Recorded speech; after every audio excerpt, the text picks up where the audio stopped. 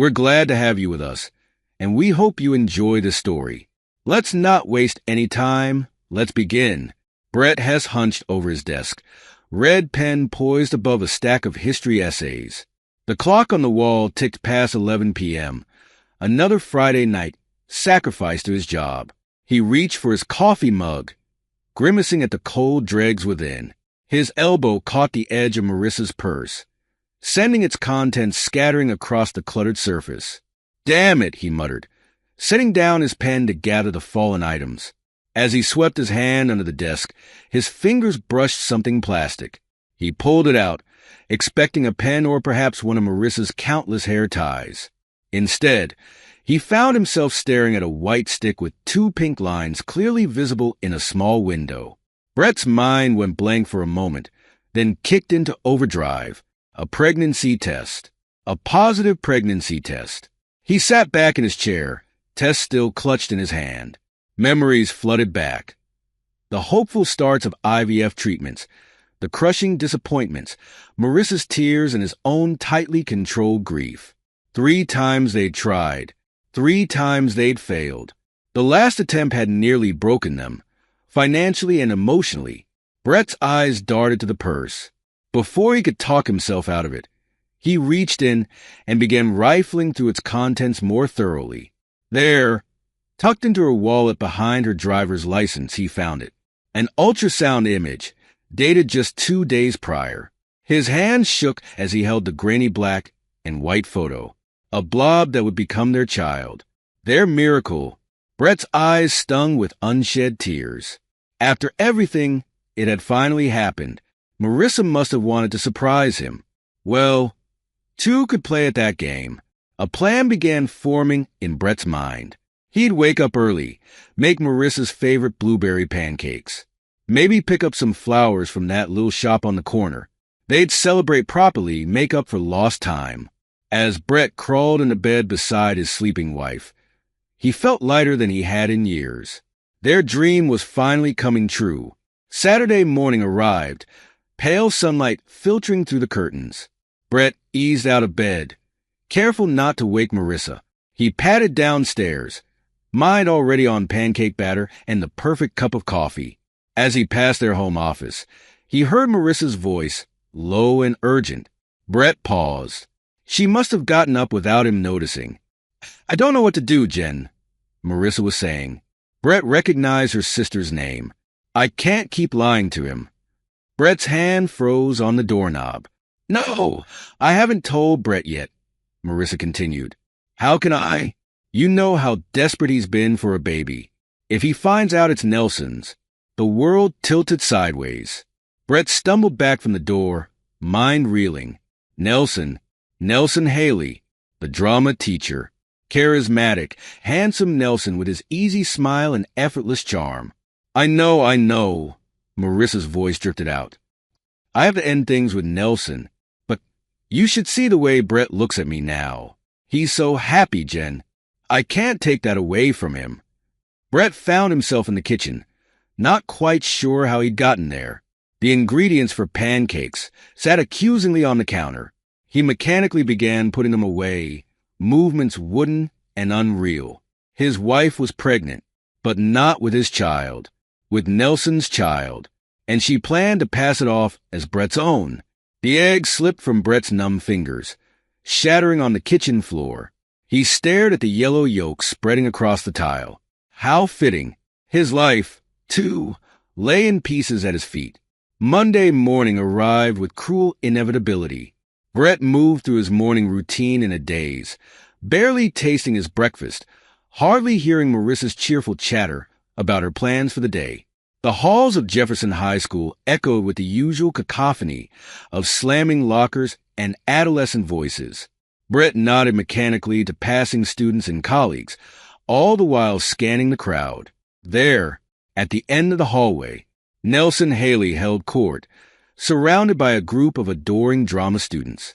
He gestured animatedly, no doubt regaling them with tales of his latest theatrical triumph. Brett's hands clenched into fists at his sides.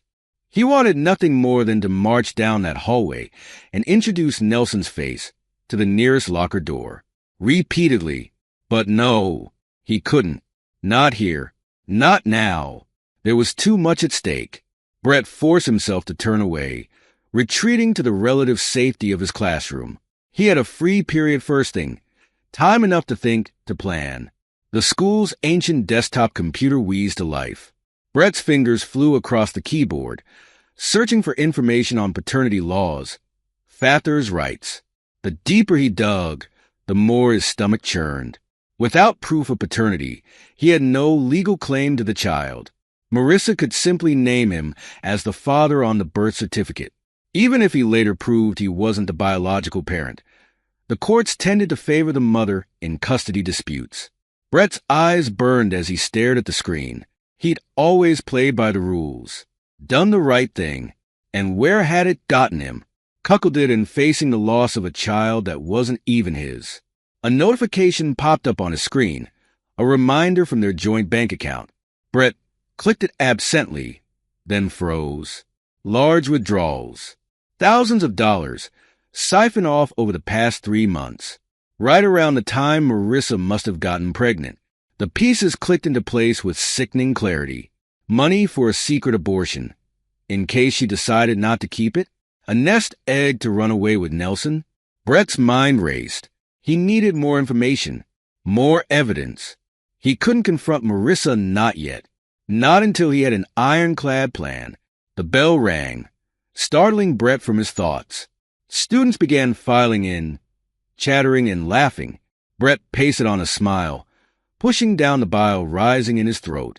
"All right, everyone," he called out, voice steadier than he felt. "Let's pick up where we left off last class. Who can tell me about the economic factors leading to the Civil War?" As Brett launched into his lecture, a part of his mind continued to churn. He'd trusted Marissa implicitly, never questioned her faithfulness. Now he realized that trust had been his downfall. Well, no more. Brett Hess was done being the naive Boy Scout. It was time to fight fire with fire. Brett Hess stood in the electronics aisle of the local big box store, eyeing the array of security cameras with feigned interest. He'd done his research, knew exactly which model he needed, but he had to play the part of the concerned new father-to-be. "Can I help you find anything, sir?" A chipper sales associate materialized at his elbow. Brett mustered a smile.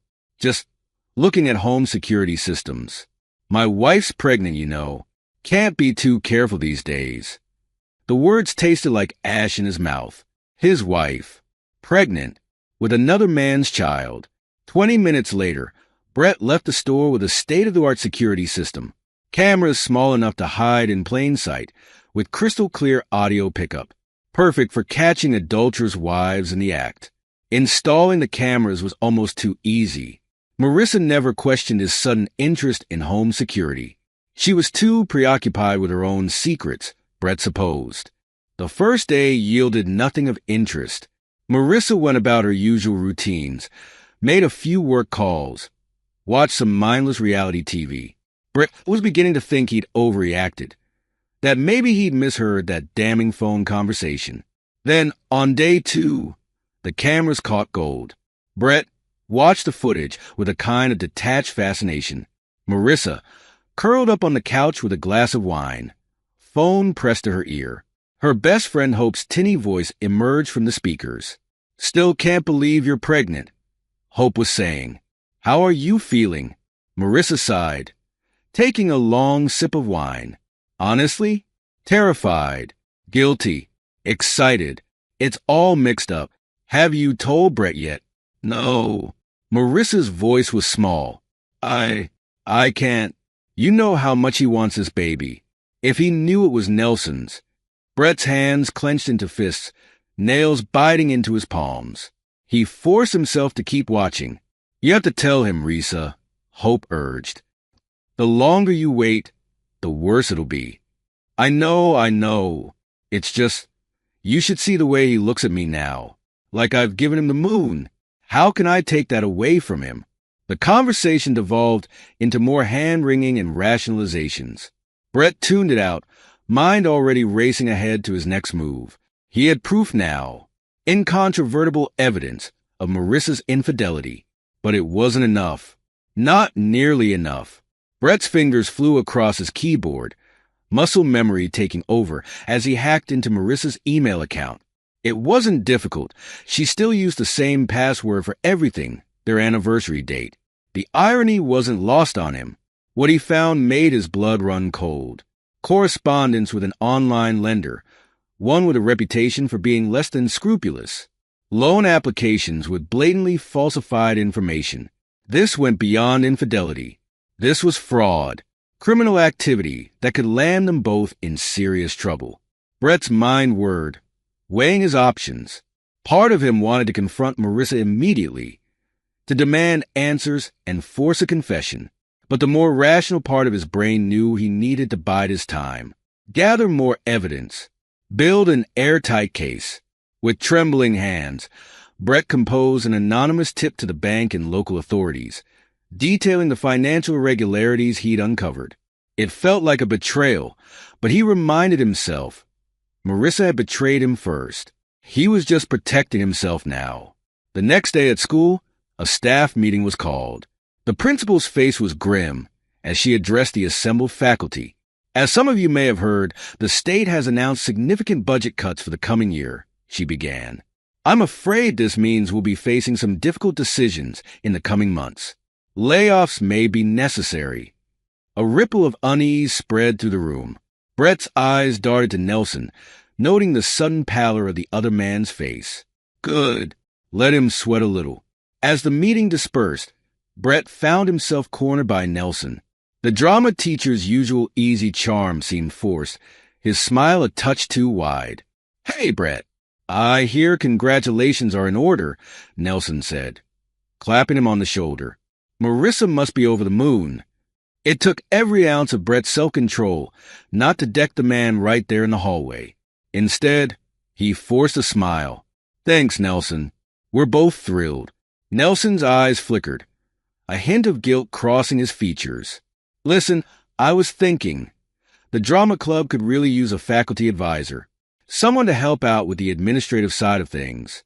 You interested? Brett's mind whirred. This could be an opportunity, a chance to get closer, to gather more information. You know what? That sounds great. I'd be happy to help out. As Nelson chatted excitedly about upcoming productions, Brett nodded along, all the while imagining 1,000 painful ways to make the man suffer. The trap was set. Now all Brett had to do was wait for his prey to stumble into it. The dining room was bathed in soft candlelight, the table set with their best china. Brett had outdone himself. A 3-course meal, Marissa's favorites. The perfect setting for a celebration. Marissa picked at her food, tension radiating from every line of her body.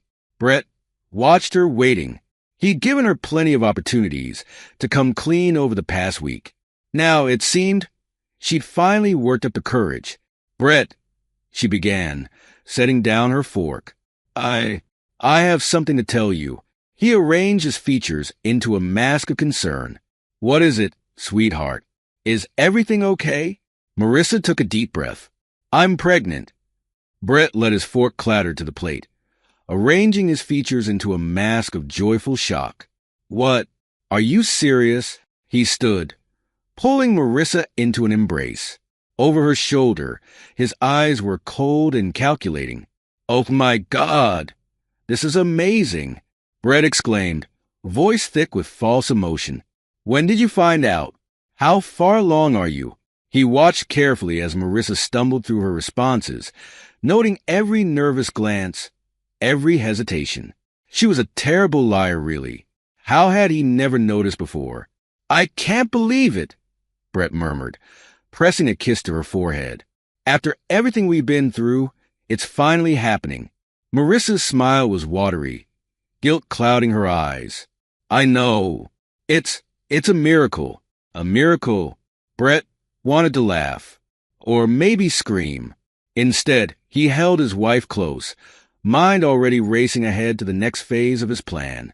So, he said, pulling back to look at her, when did this miracle happen exactly? I mean, we haven't exactly been trying lately, what with all the stress from the failed IVF attempts. Marissa's eyes darted away. Oh, You know, it must have been that night after Sarah's wedding. Remember? We'd both had a bit too much champagne. Brett remembered. He also remembered that Sarah's wedding had been nearly 4 months ago. If Marissa was only now announcing her pregnancy, the timing didn't quite add up, but he simply smiled, nodding along. Of course. How could I forget? It was a magical night. Marissa relaxed slightly, clearly relieved he wasn't pushing the issue. It really was. And now we have this to look forward to. Brett raised his wine glass. To our little miracle, he toasted, watching as Marissa took a sip of her water. The web of lies was growing more tangled by the day. Soon, very soon, Brett would be ready to tear it all down. The next day at school, Brett threw himself into his new role as drama club advisor with gusto. He sat in on rehearsals, offering suggestions and praise in equal measure. He helped with costumes and set design, always making sure to defer to Nelson's expertise. It was sickening, really, how easily Nelson fell for the act. The man preened under Brett's attention, clearly thrilled to have another admirer in his orbit. "You know, Brett," Nelson said one afternoon as they were striking the set after rehearsal, "I have to admit, I had my doubts when you first volunteered. Didn't really peg you as a theatrical type, but you've been a godsend." Brett smiled, the expression not quite reaching his eyes. "Happy to help. It's been enlightening." Enlightening indeed. In the weeks since he joined the drama club, Brett had gathered a wealth of information. He'd overheard hushed phone conversations between Nelson and Marissa, watched as they exchanged meaningful glances across crowded hallways. But it wasn't enough. He needed something concrete, something that would force the school board's hand. The opportunity presented itself in the form of Amber Callahan, a junior with stars in her eyes and a crush on Nelson a mile wide. Brett watched as Nelson lavished attention on the girl, offering private coaching sessions and gushing praise for her mediocre performances. It was all very above board, of course. Nelson was too smart to actually cross that line, but perception was everything. It took some doing, but Brett eventually managed to convince Amber's mother to file a complaint. Nothing too salacious, just concerns about the amount of time her daughter was spending alone with Mr. Haley, the way he seemed to favor her over other students. The complaint landed on the principal's desk on a Tuesday morning. By Wednesday afternoon, the school board had launched a full investigation into Nelson's conduct. Brett watched from the sidelines as Nelson's carefully constructed world began to crumble. The man was a nervous wreck, jumping at shadows and snapping at students. Good, Brett thought. Let him suffer. Let him feel even a fraction of the pain he'd caused. The pieces were falling into place. Soon, very soon, Brett would have everything he needed to bring Marissa's carefully constructed house of lies crashing down around her. "Are you sure about this?" Marissa asked, worry creasing her brow. "A whole month in D.C.? What about your classes?" Brett zipped up his suitcase, forcing a reassuring smile. "It's a great opportunity, honey.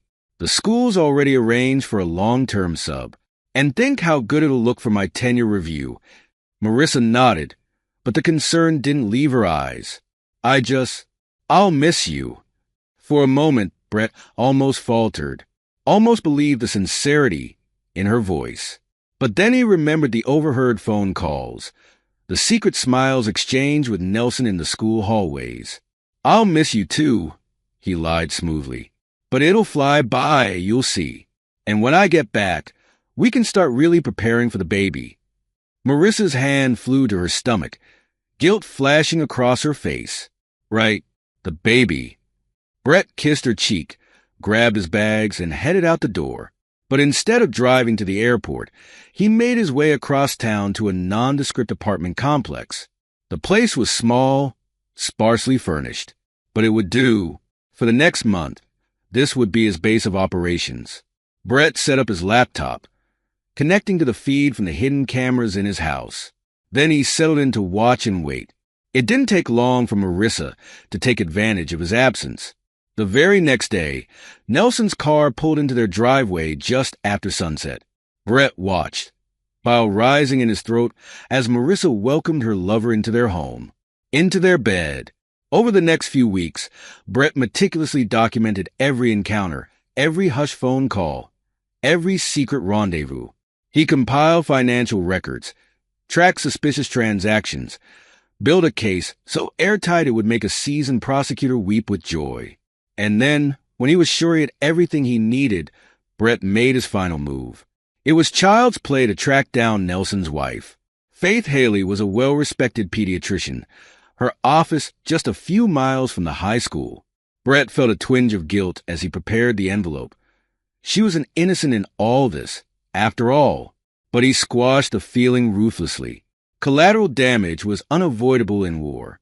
The package he sent contained irrefutable evidence of Nelson's affair, photos, video stills, transcripts of damning conversations. He included a brief, anonymous note expressing sympathy and suggesting she seek legal counsel. Then Brett sat back and waited for the dominoes to fall. He didn't have to wait long. The next day, his burner phone lit up with a text from the neighbor he'd enlisted to keep an eye on the house. Police just left. Your wife looked upset. Brett allowed himself a smile. Phase 1 complete. A few hours later, another text came through. This one from the fake email account he'd set up to communicate with the bank's fraud department. Accounts frozen pending investigation. Further action may be necessary. Perfect. The noose was tightening. Brett gave it another day before making his next move. He called Marissa, making sure to sound appropriately concerned. Honey, is everything okay? Mrs. Abernathy next door said she saw police at the house yesterday. Marissa's voice was strained, on the edge of panic. Brett, I need you to come home. Something's happened. I can't explain over the phone. Brett feigned confusion and worry. What? Marissa? You're scaring me. What's going on? Please, she begged. Just come home. I'll explain everything, I promise. Brett hung up, a sense of satisfaction settling over him. The endgame was approaching. Soon, very soon, he would have his revenge. As he packed up his temporary living space, Brett allowed himself a moment of reflection. He thought of the life he'd planned with Marissa, the family they were supposed to have. All of it gone in an instant. But from the ashes of that dream, a new Brett had risen. Harder, colder, smarter. Marissa and Nelson had no idea what was coming for them, but they were about to find out. Brett's key turned in the lock, the familiar sound now carrying a weight of finality. He stepped into the house he'd once called home, bracing himself for the performance of a lifetime. Marissa sat at the kitchen table, her face pale and drawn. Red-rimmed eyes darted up to meet his, a mixture of relief and fear evident in her gaze. Brett, she breathed, rushing to embrace him. Oh, God! I'm so glad you're home. He allowed himself to be enfolded in her arms, noting the slight swell of her stomach pressed against him. The child that should have been his miracle. Now, just another lie. What's going on, Marissa? Brett asked, injecting just the right amount of concern into his voice. I got your message. Are you okay? Is it the baby? Marissa pulled back, wringing her hands. No. The baby's fine. It's everything else. Brett, we're in trouble. Big trouble. She launched into a tearful explanation of frozen bank accounts and police inquiries. Brett listened, nodding at all the right moments, his face a mask of growing concern. I don't understand, he said when she'd finished. How could this happen? Where did all that money go? Marissa's eyes dropped to the floor. I made some bad decisions. Took out some loans. I thought I could pay them back before you noticed, but... Jesus, Marisa. Brett ran a hand through his hair, the picture of a man struggling to process shocking news. How much are we talking about here? When she told him the figure, Brett let out a low whistle. Christ, that's everything we have. More than everything. Marissa nodded miserably. I know. I'm so sorry, Brett. I never meant for this to happen. Brett paced the kitchen, mind whirring. He'd anticipated this moment for weeks, planned out every word, every reaction. Now it was time to spring the trap. Okay, he said finally. Okay, we need to think this through logically. What are our options? Marissa looked up, hope flickering in her eyes. You're not leaving me? Brett knelt beside her chair, taking her hands in his. Of course not. We're in this together, remember? For better or worse. The irony of those words wasn't lost on him, but Marissa nodded, squeezing his hands gratefully. So, Brett continued, we need to figure out how to pay back these loans before things get any worse. Have you talked to a lawyer? Marissa shook her head. I was too scared. I didn't know what to do. Brett nodded, as if considering their options. Then, with careful hesitation, he spoke. What about the house? Marissa's head snapped up. The house? What do you mean? Well, Brett said slowly, it's our biggest asset. If we sold it, we could pay off the loans, maybe have enough left over to start fresh somewhere else. Sell the house. Marissa's voice was small, disbelieving. But where would we go? Brett shrugged, the picture of a man grasping at straws. We could rent for a while, save up, maybe move closer to your parents. They'd love to have us nearby with the baby coming. He watched as Marissa processed the idea, saw the moment when desperation overcame her reservations. You really think we could do that? She asked. Just start over? Brett nodded, squeezing her hand. I think we have to. It's our only option. Marissa was quiet for a long moment. Then, with a shaky sigh, she nodded. Okay, let's do it. Brett pulled her into a hug, allowing himself a small, triumphant smile over her shoulder. She had no idea that he'd already set the wheels in motion, that a buyer was already lined up thanks to his realtor friend Jim. As he held his wife, Brett's mind raced ahead to the next phase of his plan. The house was just the beginning.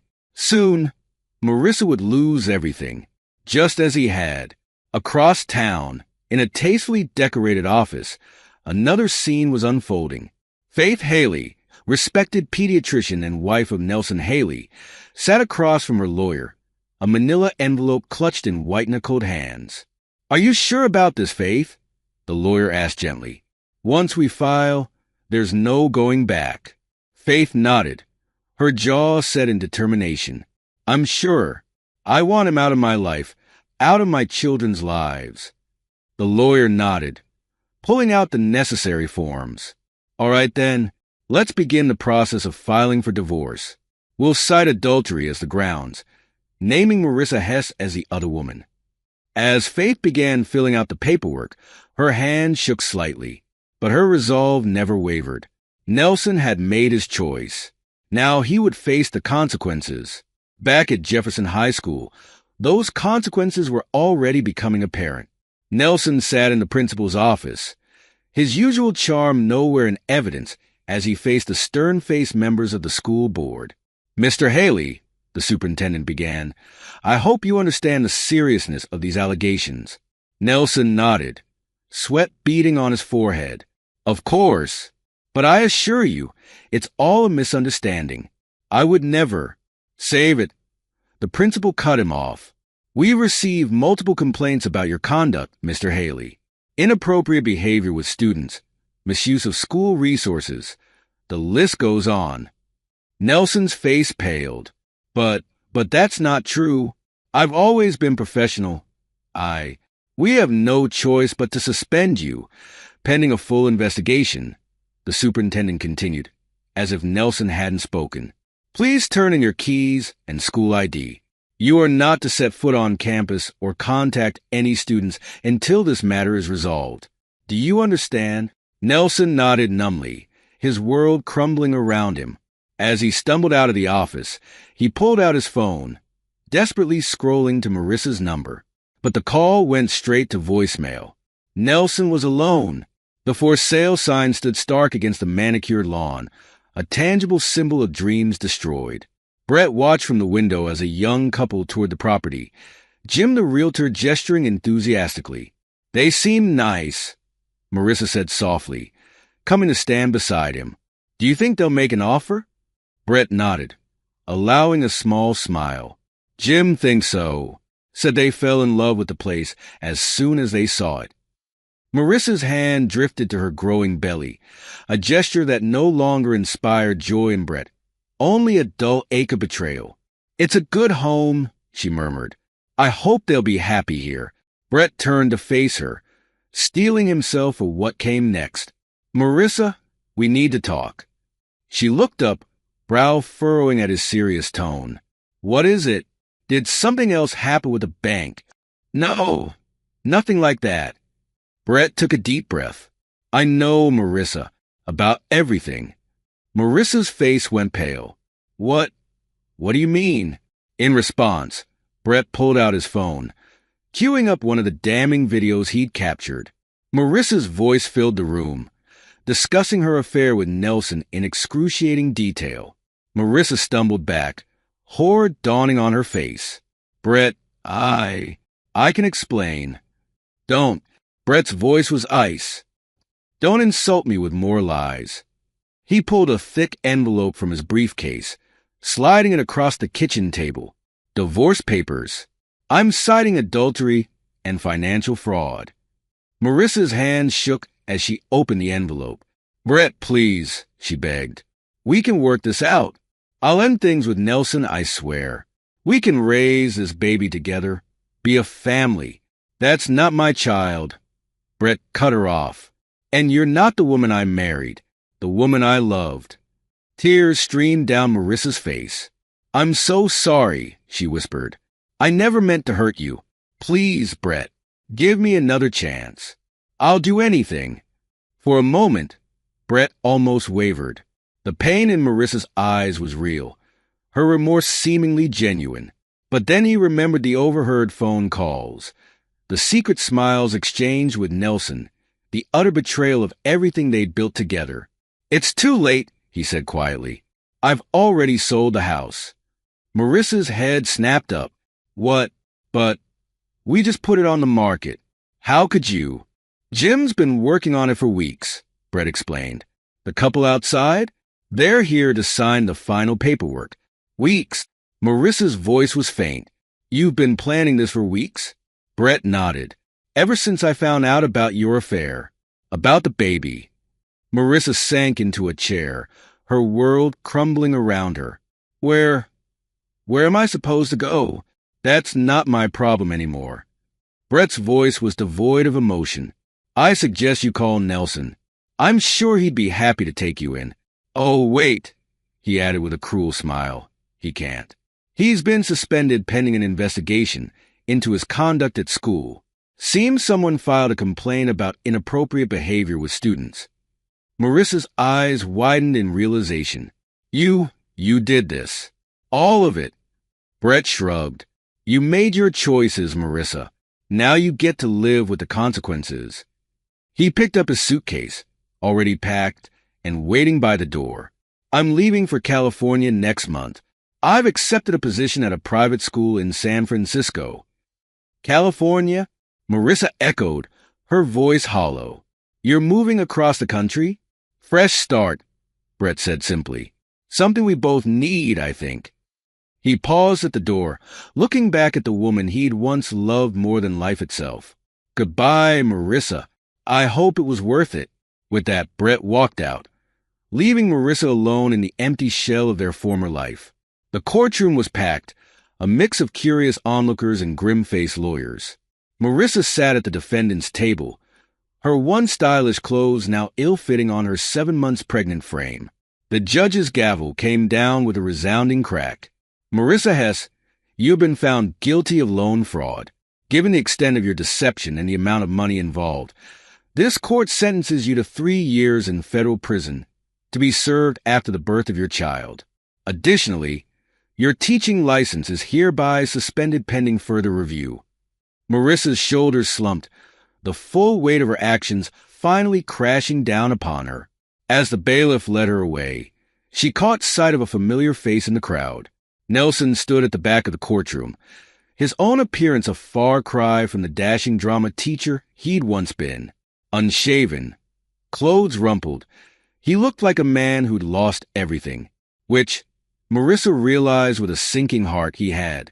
Just like her, Nelson approached as Marissa was allowed a moment with her lawyer. "Marissa," he began, reaching for her hand. "I'm so sorry. I never meant for any of this to happen." Marissa jerked away from his touch. "Don't," she hissed. "Haven't you done enough?" Nelson's face fell. I thought maybe we could start over. When you get out, we could what, Nelson?" Marissa cut him off. "Be together? Play happy families? It's over. All of it." As the bailiff returned to escort her out, Marissa turned back to Nelson one last time. "Goodbye, Nelson. I hope she was worth it." Nelson watched her go, the weight of his choices settling heavily on his shoulders. He'd lost his job, his wife, his children. And now, he'd lost Marissa too. He stumbled out of the courtroom, unsure where to go or what to do next. His life, once so full of promise, had become a cautionary tale. Miles away, in a sun-drenched classroom in San Francisco, Brett Hess stood before a group of eager students.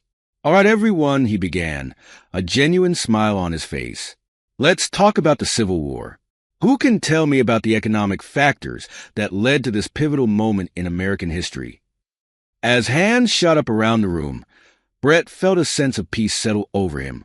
The betrayal, the pain, the elaborate revenge. It all seemed like a distant memory now. After class, Brett made his way to a small office in the school's administration wing. A plaque on the door read, "Guidance Counselor." Inside, a teenager sat nervously in one of the chairs.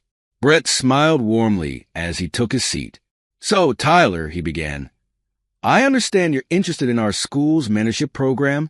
As the boy nodded eagerly, Brett felt a familiar surge of purpose. This was why he'd become a teacher in the first place, to make a difference, to help shape young lives. Later that evening, Brett sat at his desk, penning a letter to the local fertility clinic. He'd been making anonymous donations for months now, funding IVF treatments for couples struggling to conceive. It was his way of turning pain into purpose, of ensuring that some good came from the ashes of his own shattered dreams. As he sealed the envelope, Brett's phone buzzed with a notification, a reminder for his volunteer shift at the adoption agency tomorrow. Brett smiled, a sense of contentment washing over him. He'd survived the storm, emerged stronger on the other side. And now, finally, he was exactly where he was meant to be. This is where our story comes to an end. Share your thoughts in the comment section. Thanks for your time. If you enjoy this story, please subscribe to this channel. Click on the video you see on the screen, and I will see you there.